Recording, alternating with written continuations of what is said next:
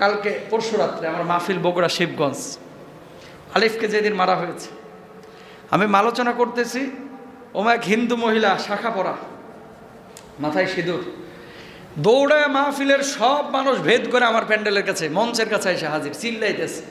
তো হিন্দুদের বিপক্ষে কিছু কথা বলেছি, কারণ ওই যে আলিফরে মারছে ইসকনের বিপক্ষে বলাটা আমার ইমান, এখন জান থাকুক বা না থাকুক, এটা যদি না বলি আল্লাহর আদালতে আমার দাঁড়াইতে হবে। ঠিক ভাই, আমি এই ইমান লালন করি না, যে ইমানে সাদাকে সাদা বলতে পারবো না, কালোকে কালো বলতে পারবো না।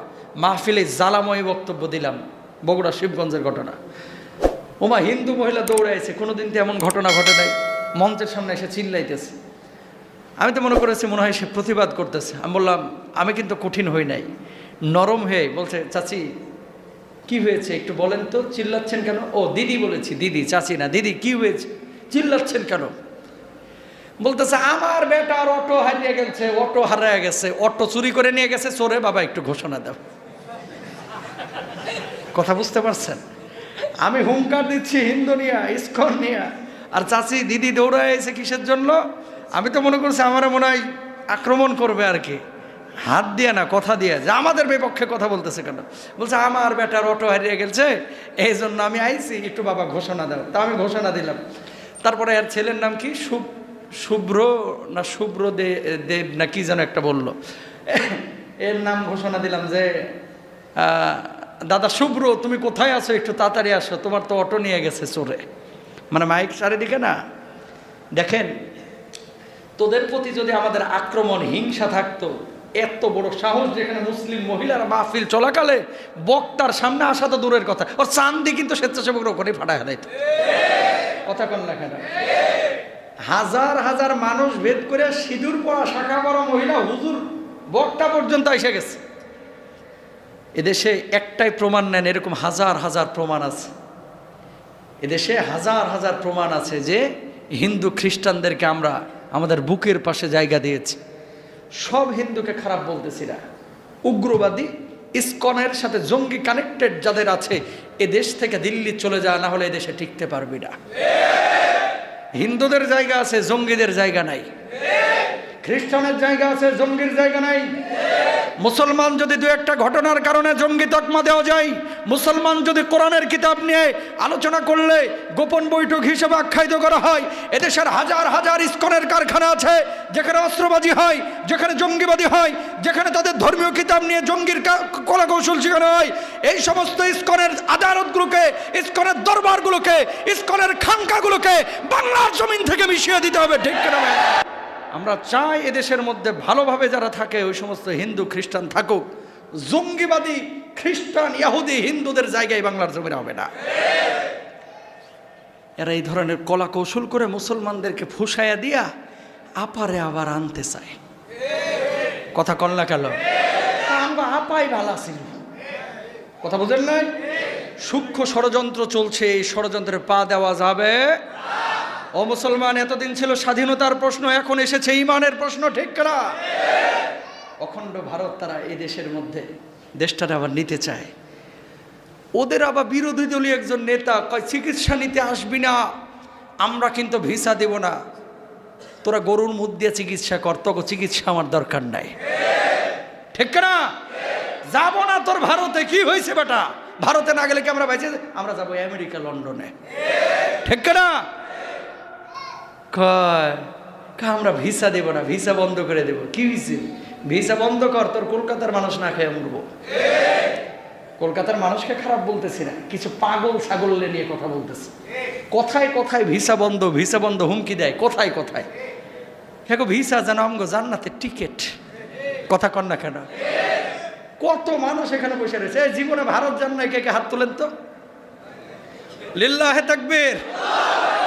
এই ক্যামেরাম্যান দেখা দেখা, ম্যাক্সিমাম মানুষই ভারত যায় নাই। এবার হাতটা নামান, হাতটা তুলেন, আরেকবার তুলেন, ওই যে ভিডিও নিচ্ছে, তুলেন তুলেন, ভালো করে হাত তোলেন। লিল্লাহে তাকবীর, লিল্লাহে তাকবীর।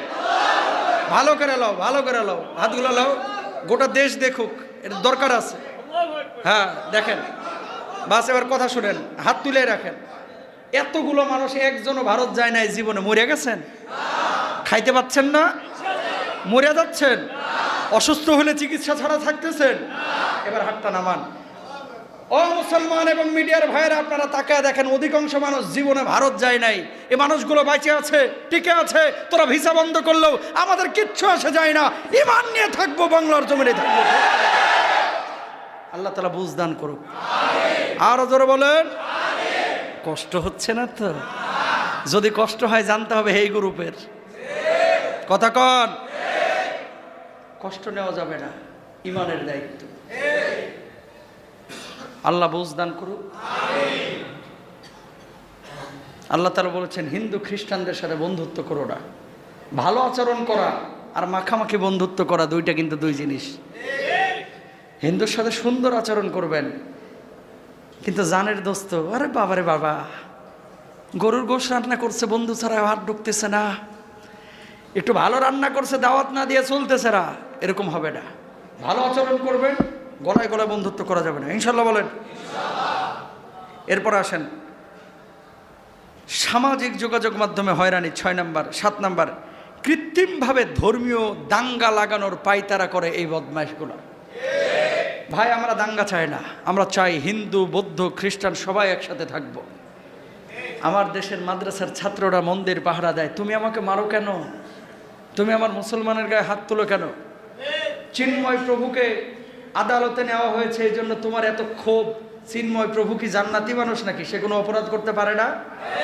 পারে কি পারে না? মুসলমান অনেক পার্লামেন্ট মেম্বার আজকে জেলের মধ্যে আছে, কই তাদের দলীয় লিডাররা যে এত আদালতে হামলা করলো না? তোমার চিন্ময় প্রভু, তাকে আঘাত, এই আদালত নিয়েছে, মামলা দেওয়া হয়েছে, তদন্ত করে তোমরা জামিনে বাইর করে নিয়ে আসো। কেন তুমি তাদেরকে ওই জায়গাতে আঘাত করতে গেলা, প্রতিবাদ করতে গেলা, আদালতের উপর হামলে পড়লা, কেন আইনজীবীকে হত্যা করলা? তার মানে তুমি বুঝাইতে চাও তোমার দাদা বাবুরা ওপারে আছে, তুমি কোনো আইনের তোয়াক্কা করো না। বাংলাদেশের আইনকে বুড়া আঙ্গুলি দেখাইলা, আদালতকে বুড়া আঙ্গুলি দেখাইলা। বুড়া আঙ্গুলি তোমরা দেখাইলে কেনা আঙ্গুলি আমরাও দেখাইতে পারি, ঠিক না ভাইরা আমার? তোমরা দেখাইবে এটা, আমরা দেখাবো এটা, ঠিক না? সুতরাং প্রিয় ভাইরা আমার, সোচ্চার হইতে হবে। ইসকনকে জায়গা দেওয়া যাবে না এই দেশের মধ্যে, কোন জঙ্গিবাদের আশ্রয় এই দেশের মধ্যে হবে না, ঠিক না? আল্লাহ তাআলা ওদেরকে হেদায়েত দান করুক। হেদায়েত না থাকলে ধ্বংস করে দেখ। আরো জোরে বলেন। দাঙ্গা লাগানোর পায়তারা যদি কোনো মুসলমান করে, আমরা তাদেরকেও ছাড় দেব না। দাঙ্গা লাগানো যাবে না, দাঙ্গা খারাপ জিনিস। মানুষ মারা যায়, লুটেরা ফায়দা পায়। কথা বুঝতে পেরেছেন? কিছু কিছু মানুষ আছে আরেকজনের রক্তের উপর দিয়ে ক্ষমতায় আসতে চায়, হাজার হাজার মানুষ মারা ফেলবে, তারপরে পাছা থেকে চেয়ার সরাবে না, আছে না নাই? এই শয়তানগুলো এটাও চায় হিন্দু মুসলমানের দাঙ্গা বাঁধাইয়া, দাদা বাবুদের দেশের সেনাবাহিনী ঢুকাইয়া তারপরে আবার ওনারা ফিরে আসবে। এই খায়েশ আর দেখো না, দেখো না, এটা শেষ, সাবজেক্ট শেষ। ক্ষমতায় আসলে প্রপার ওয়েতে আসো, চোরা গুপ্তা হামলা করিয়া দাঙ্গা বাঁধা ক্ষমতার আশা করা যাবে না, ঠিক না ভাইরা?